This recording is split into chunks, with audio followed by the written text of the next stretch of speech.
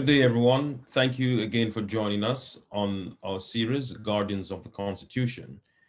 Today, we have the distinct pleasure of having a conversation about his role as a former speaker by talking to the author of 4 books, the man who served in Jamaica's lower house and the upper house, who served the BITU and also served for 19 years as the deputy leader of the Jamaica Labour Party. And how could we forget?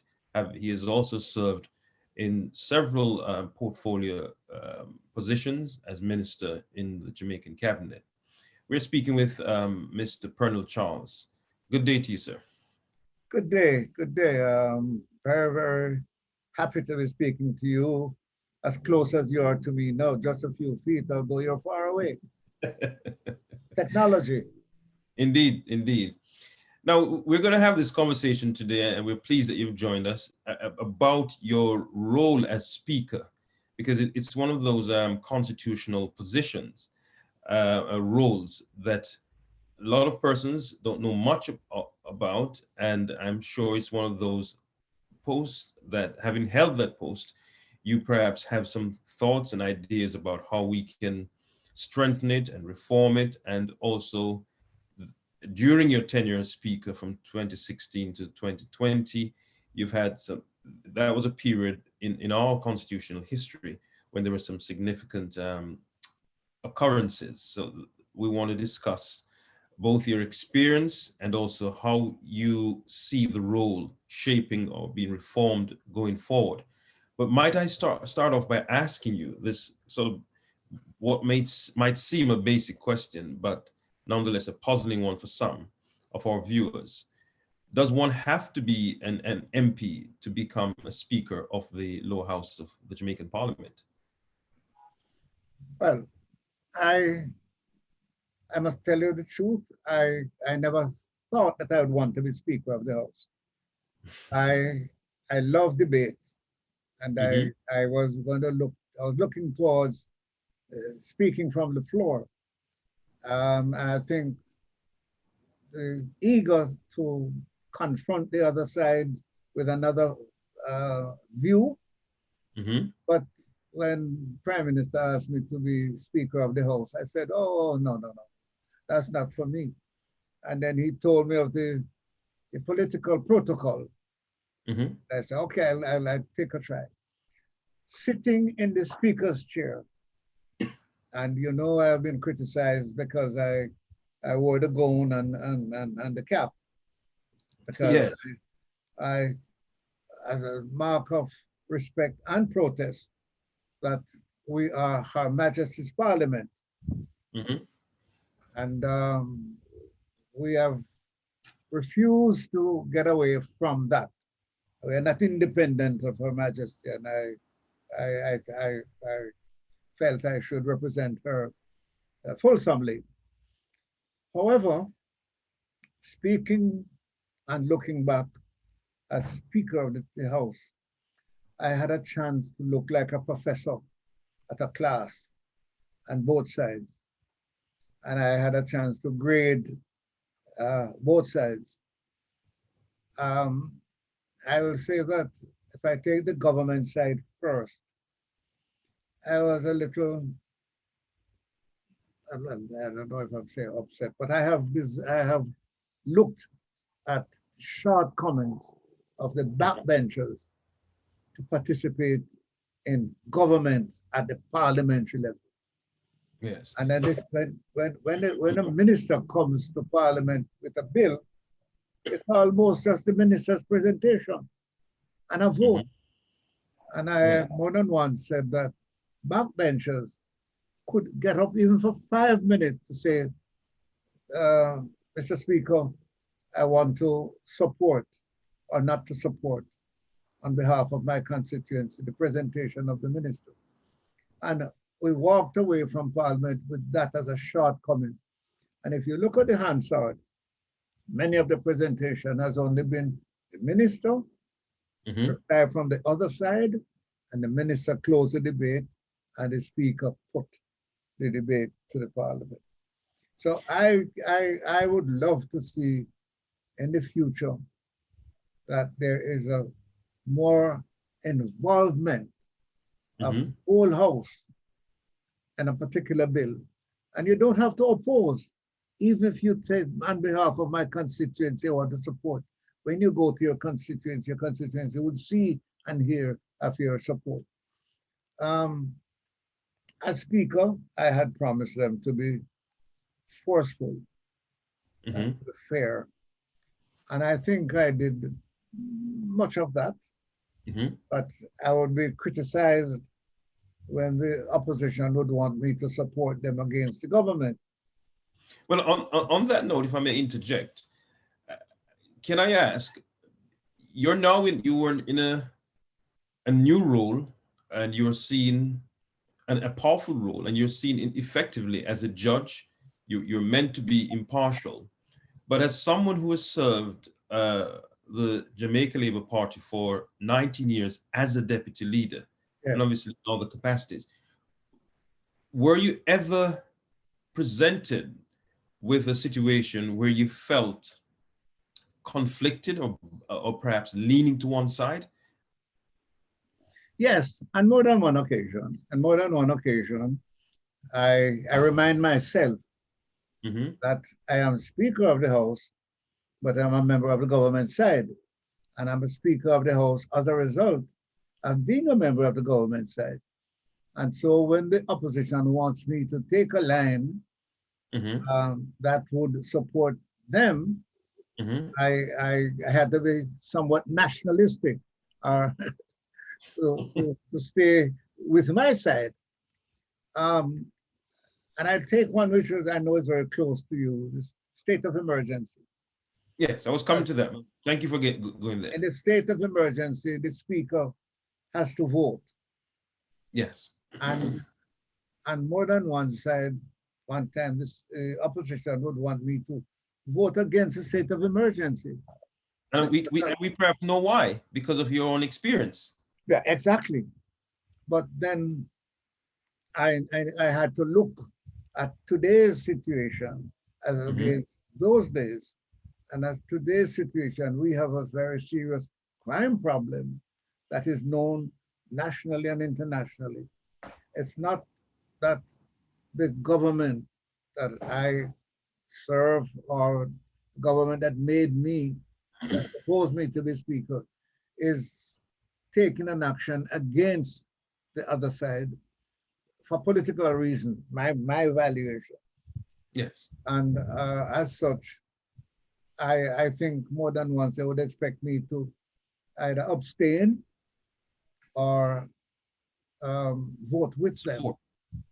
And But had I done that on more than one occasion, the bill would fail. but And I would find myself in a difficulty with the government side, um, and probably supportive of the opposition side, which could not help me politically, yes. as far as I'm But concerned. but am I not correct? And the viewers might say, well, the essence of the role of the speaker is that he or she ought to be, if you like, someone who is sufficiently removed from his or her party allegiance. Isn't that the real substance of the role of the speaker, an independent and impartial arbiter? Yes, and I accept all of that. I accept all of that. But then I ask myself, would you want to take an action that bring down the government and bring you down as a result of your proposed independence? Yes. I've never been confronted with a matter that I think would be against my conscience. Um, let's say my political conscience, Yes. because I've never separated myself from the Labour Party, elected on behalf of the Labour Party to the House and elected by the Labour Party, proposed by the Labour Party to be Speaker. I've never separated myself from that. But I've on occasion give the opposition sufficient time and to take action that I would say I was fair um, against the government. In fact, I recall the Prime Minister was speaking Hmm. and a member of the opposition disturbed him. Yes. And I asked the Prime Minister to have a seat. Hmm. And it was all eyes were up as to, oh, you can stop the Prime Minister and have a seat. And then I said to the member of the opposition, member, the Prime Minister is making a presentation. If you continue to disturb him, I would have to ask you to leave the house. And you could see the tension remove as to why I stopped the Prime Minister. I said, Mr. Prime Minister, you may now proceed. Yes. But But I am, what you have said is true. I have never been put into a position by the opposition where they put something before the House and require me to be fair, as you have just said, but being fair there would mean support them against the government. from their perspective, but on have you ever been in the role itself? And for example, when the NIDS bill, the National Identification bill, was presented, At which one? the NIDS, what we call the NIDS, Yes, yes, yes. yes, which we now know was struck down by the Supreme Court. But at the time, did you, as a member of the public, also as a speaker, did you have a particular view as to the correctness and or the legality of that particular bill? No, I will say this, that until the Supreme Court, until the president of the Supreme Court gave an Chief Justice. explanation for his ruling, Yes. I I was not exposed to that. Okay. Because I know the necessity to have the bill. Yes. But to look at it from a point of view of one's personal interest, private interest, and whether or not government should force a person to do that, I accepted the Supreme Court ruling. Of And I course. said to my colleagues, go back to the drawing board, because Hmm. some of them who are lawyers said to me, there is a way of getting that bill in Parliament, incorporating the suggestions of the court. Yes. And I said, let's get there, because I agree with the presentation from the court after the judge um, explained why he turned it down. Yes. Understood. And I'm not saying here that I would have been that legally bright like you to have gone into that and you agree? and I did it. But after he made the presentation, I agree with him. Understood. Now, one of the things that you were oftentimes criticized for by, again, some members of the opposition was that when it came on to issues of urgent national importance, and we know that the speaker really has the, the, the, the power to determine, in essence, how a question is asked and when a question is asked on urgent matters. Do you feel that you were, as speaker, again, biased in terms of how much latitude you gave for persons to ask questions on urgent matters? I have never prevented a member from asking a question on a matter. I have, on an occasion, when the opposition wanted to present a resolution Mm-hmm. to remove me as speaker Mm-hmm. because I did not get a bill lay in Parliament. Mm-hmm. And according to the standing orders, I took a stand on it, because the standing order said when the document is sent to Parliament, the speaker must satisfy himself before he lays it. I got the document on CMU around 11 o'clock that day. I did not get a chance to read it. And I advised the clerk that I would lay it the next day to give me an opportunity to look at it that night. Yes. The opposition took a stand that I was defending what was in the report rather than laying it. And they came with a resolution to against me. Yes. For doing that. Well, I had consultation with the leader of government business. I showed him the standing orders, and I showed him where I got it 2 hours before Parliament. I reserved the right to look at it before I lay it. I had no objection in laying it. Yes. But because the Parliament was at 2 o'clock, I would lay it 24 hours. Yes. And he agreed with me, and therefore the opposition member withdraw the censure motion that they were putting against me for not laying it. Looking at it, in fact, I must tell you that some of the government members, including the Prime Minister, felt that I should have allowed them to come with the censure motion because it would be voted out anyhow. But I said that I would not be following the standing orders. Yeah. The standing orders said you must satisfy yourself of the document that is sent before you lay it in Parliament. And it doesn't mean you're going to take 6 months or 3 weeks to satisfy yourself. And on that occasion, I said 2 hours are too urgent, and I would want to take, they said, 12 hours to put it on the next day.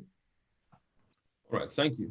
Ladies and gentlemen, we'll have a break, and when we come back on the other side, we will discuss issues of reform, and also we'll touch on the issue of how it is and what persuaded Mr. Charles to wear his gown and his wig as the first speaker in our post-colonial history to have done that. Stay tuned.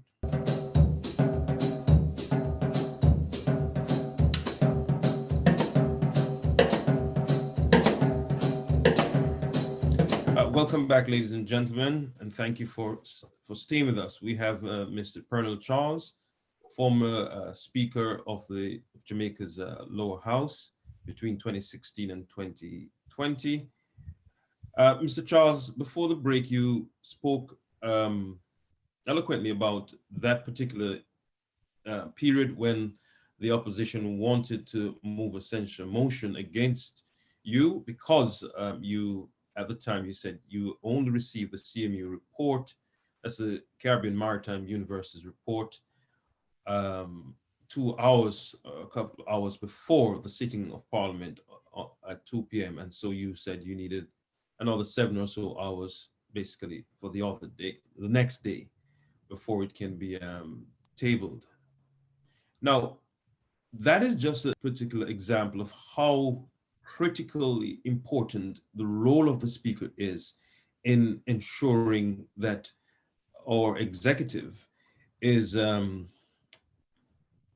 held accountable. And so that leads me to this question.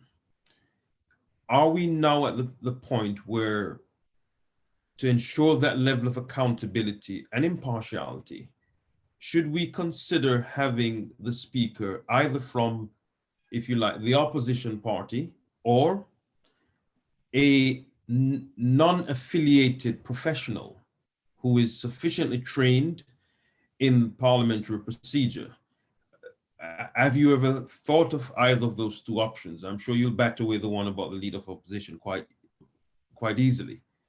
Do you think someone from the opposition party should be Speaker? No, because there are some crucial moments when the politics of the day, both in the opposition favor and the government favor, would come in line. Yeah. um, which could end the government. I still believe that whoever have the majority members in the House should find somebody who would be level-headed, as I would say, to recognize that you have to be fair, although you have to be forceful. Um, I have heard of bringing in somebody from outside. Yes. I What don't do you think?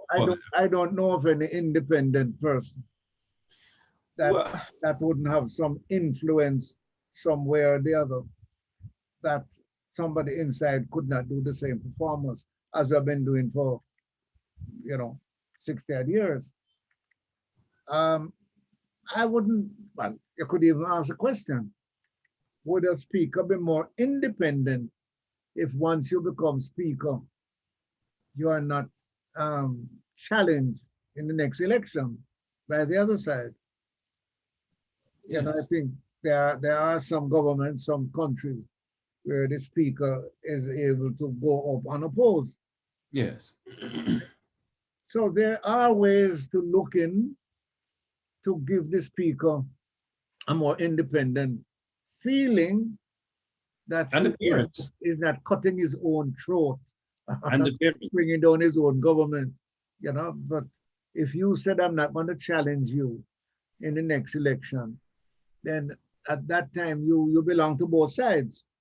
Yes. I think it would give you a stronger, fairer, forceful hand against the government who recommended you to be speaker. Because you must understand you are first recommended by the government to the House Mm-hmm. before they vote. Now, I give thank you you for a, that. I give you a little one. Mm-hmm. The previous government, the government where I was speaker, Mm-hmm. a member of the opposition carried a resolution against the banks. Yes. It was voted out, and he brought it back the next week Yes. and allowed it to be debated, but then it was voted out again. And Yes. at the same time, a similar situation was taking place in Britain, Yes. where the Speaker of the House of Commons said he would not allow it to be debated again, because it was debated 2 times and failed. No amendment was done to it. It was being brought back in the same way. That was the Brexit, during the Brexit situation. It was the banks, Jackson had brought this resolution Mm-hmm. where the banks are taking advantage Yes. of its position over the ordinary man deposit. The interests were Correct, that's right. some would say criminal. Yes. In fact, I noticed he has now brought it back in a second term, Yes. which would be, if I was chief speaker, would be acceptable. But Mm-hmm. to have the same resolution debated twice and fail, and to bring it back in a similar way without any amendment, I told him he would have a problem, because that was debated already. But in Britain at the time, the issue, what was being brought for a second time and prevented from being brought forward was, I think, an aspect of the Brexit. No, he brought it a second time, and I allow. Yeah, but I would say you made reference to the situation in the UK Parliament. The UK Parliament, I remember the Speaker had a similar position, and he said he would not entertain that same motion without Yes. any amendment to be debated under the same condition. And Yes, I was prepared to take that. So he didn't bring it back, but he has brought it back now in a different term. And I Yes. think it will be all right to be Yes. debated again. The Parliament's role is certainly within our constitutional construct to ensure accountability, and obviously because to ensure that the principle and the doctrine of separation of powers to be made real. Now, one of the things that you said at the start was that you, as Speaker, was quite disappointed with the level of involvement and engagement of backbench MPs. Now, is that Pearnel Charles saying to us, it is now time that we, through the clerk of the house or through whatever means, engage in a process where our newly minted member of parliament go through some amount of on-the-job training or continuous development training so as to improve the efficiency of parliament itself. Is that what you're saying? In fact, you have said it a little better than I have said it, but exactly what I mean. I think that it would be very good to have the parliamentarians participate in debates in parliament and give support or not support to the matter. But just for the executive, the minister gets from cabinet a bill, he comes, he presents the bill, the opposition would some, in fact, more opposition speaks on the bill than government members. And I said to them, government members ought to give support or not support Yes, yes. to a bill that comes from cabinet. Because, and there are occasions when the opposition supports part of the bill and oppose part, and the backbenchers and the government or the majority side, whichever is in, keep quiet until they're asked to vote. And so I said, I would love to see a minister saying to a group of parliamentarians, I'm coming with the MIDS bill today. And these are the positions that the government is putting before the country.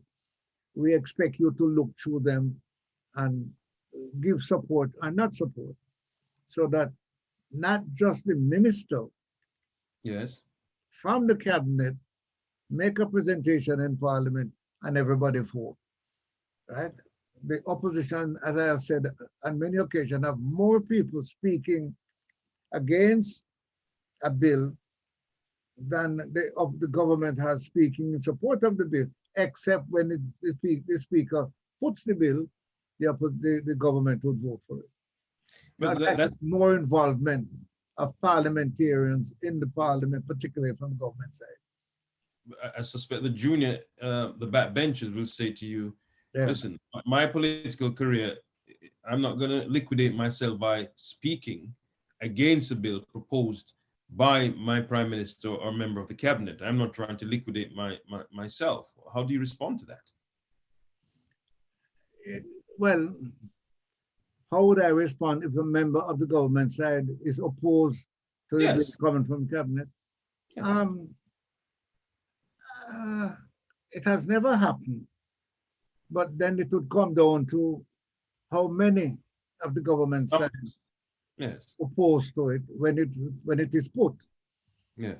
But I have no doubt that there are members on the government side on many occasions who are in disagreement with some of what comes from cabinet, but they just, because of the politics of it, would not say anything about it. I give you one. Yes. When I was in the opposition, the PNP government brought the ganja bill to parliament. And because of my experience, and I have experienced some serious problem with people who smoke marijuana in rural areas, not having medical assistance, and destroy others. And I said to the minister, Minister of Justice. I said to Minister of Education, run it with. Okay. That ganja bill is going to cause you a problem in high schools in particular. And you are going to find that allowing people to smoke as they have a route, that the boys are going to be finding a part-time thing after school. And I was surprised that years after, Mr. Tweed came to Parliament to ask the government to set up a committee to guide these boys away from ganja in schools. And I said, you should not come to Parliament with that, but they should have seen that. Boys are boys, and they're going to do some of these things that medically they can't control. Yes. But thank you very much for that. Now, when you were Speaker, did you regard and did you see yourself as a guardian of the Constitution? Yes, yes. And I did a lot of work on the Constitution.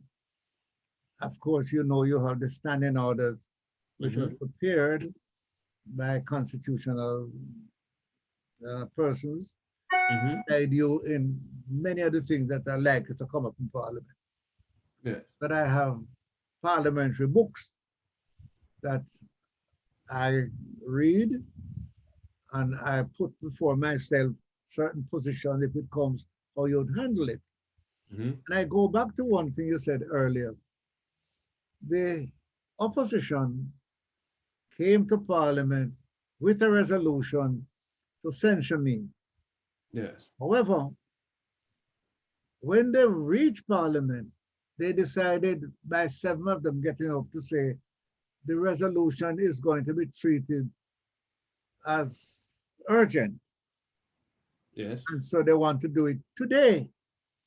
The clerk said that you did not put the resolution on the floor. And what's the term you used earlier? Censure. No. The term that you put it in the same day and have it done the same day. I can't recall what I said, but I understand the point you're making. Okay, the point I make is that they wanted to debate it at that time as an urgent matter. Yes. I said, but you did not carry it as an urgent matter. And so I would not allow it. I said, you got to come back tomorrow with it under the topic urgent to be debated immediately. Yes. And they were a little upset, but I got a chance to speak to the leader of government, of opposition business, and to show them the folly of it, because the government would vote it out anyhow, and it would be wasting time. And they would be unfair because I did not say I wasn't going to lay the bill. I said, give me some time according to the standing order to satisfy myself that this bill is all right to be laid. And on the lighter side of it now, Mr. Charles, what persuaded you to wear that wig and gown? What? What persuaded you to wear that wig and gown? Simple. The same thing that persuade you to wear your gown in the court, but take off the wig. I'm being paid for it handsomely. Why do you take off the wig but wear the gown? Why do I what? Why, as an attorney, you wear the gown to court, but you take off the wig? Well, in Jamaica, we took a decision that, one, we never needed that, and I think that was a correct decision. But I am trying to understand, of all the post-independence speakers, and I know that you're a champion for decolonization, and I know you're a champion of modernization of our parliament to reflect the Jamaican people. After all, you are the chief, the self-styled chief. So it's quite ironical that the chief should want to now become the court, dressed as a member of the court in Westminster. Well, I simply say that the Parliament of Jamaica is as the British Parliament was. And the robe of the Speaker is a wig and the coat. Some of the speakers wear the wig, some don't, or some didn't. And in fact, I went to a speakers conference speakers from the Commonwealth. And there were Yeah. only 3 members, speakers from around the world who did not wear the wig. In fact, most of our Commonwealth African countries, they wear the big one come down Yes. to their chest. Yes. And I said I'd be a little lonely if I didn't wear my little one. But I have no problem. I said we should become independent of Her Majesty in Parliament, so that if we want to wear my tennis coat, I can. However, the standing orders set out the robe for members of Parliament. It did not, it is silent on whether the Speaker should wear his wig on his robe until you put a resolution in Parliament and separate us from Her Majesty. I am Her Majesty's Speaker. Okay. You're duty bound, you say. What's that? You are duty bound. Yeah, yes, yes. And if I am not, it's my personal feeling, right? Yes. That in other words, I don't believe that not wearing the wig demonstrate my independence more than wearing it. Okay, understood. And the final point I would like to raise with you and have your thoughts on is the standing orders. They were originally presented in, I think, 1964, around about that time. Are we now at that point where, to assist the evolution of our constitution and again to ensure the accountability role that Parliament plays, do we now need to change aspects of the standing orders in terms of how we go about asking questions and how easy it is to ask questions? Are we now at that place where we need to have a serious rethink and relook and reform of the standing orders? What Yes, are your thoughts? yes. And in fact, I give you a simple one. You know, the standing orders, you are able to speak as a statement of minister should be 12 minutes. Yes. And the opposition has 3 minutes to reply. And then you can ask questions on the minister's statement, providing the questions you ask Relates. are not questions that are going to initiate a debate. Yeah. It's very hard to get through that. Yeah. However, I think we need to look at a point like that, that members should be able to ask questions, and more than once, if it is relevant, and more than 3 minutes if the presentation is relevant. And well, most of the cabinet ministers who make statements never stick with the 12 minutes. And I have never prevented any of the opposition spokesman from going a similar amount of time that the government members make the presentation. Certainly. So if it takes 12 minutes, you get 12 minutes, not 3 minutes.